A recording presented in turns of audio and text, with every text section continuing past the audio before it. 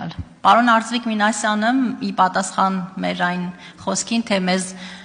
տարբեր համայնքներում հարցնում են, իսկ երբ պիտի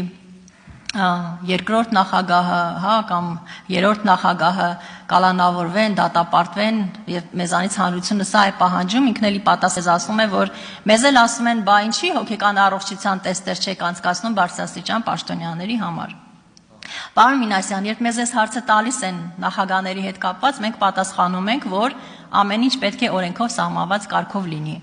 Իսկ դուք ինչ եք պատասխանում։ Օրինակ ինձ շատ հետաքրքիր է։ Օրինակ դուք ասում եք, որ վատ կառավարումը որևէ կապ չունի առողջական խնդրի հետ, որ օրինակ Հայաստանում վատագույն եւ նույնիսկ ամենահրեշավոր հրամանները տրվել են եզակի սառնասրտությամբ,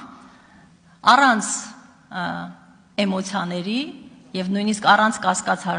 հարուցելու հոգեկան առողջության վերաբերյալ։ Ես կարծում եմ, որ այս իմաստով մենք լուրջ անելիքներ ունենք եւ իդեպ հոգեկան առողջության խնդիր ունեցող անձիկ հակված են վնասելու ոչ թե ուրիշներին, այլ իրենց։ Եվ նաեւ սա է կարծում եմ պատճառը, որ տիկին Արդարադատության նախարարը խոսել է ինքնավնասումների ոլորտում ուսումնասիրությունների մասին, որովհետեւ իսկապես այս պարագայում մենք հոգեկան առողջության խնդիր ունեցող անձանց պաշտպանելու եւ ոչ թե նրանց ուրեմն թիրախավորելու խնդիր ունենք։ Եվ ամփոփելով խոսքս, ես ուզում եմ նշել, որ իհարկե ես գնահատում եմ ձեր այն ուշադրությունը, որը դուք հատկացրել եք այն բանին, երբ ես քննադատել եմ, դատապարտել եմ բռնությունը, բայց ինձ համար իհարկե ցավալի է, որ սա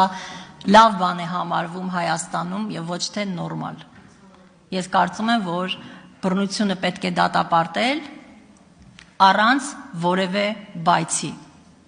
առանց որևէ արդարացման, առանց բացառությունների։ Եվ դա առաջին հերթին պետք է արվի հենց այս ամբիոնից, հենց այս դահլիճից։ Շնորհակալ եմ։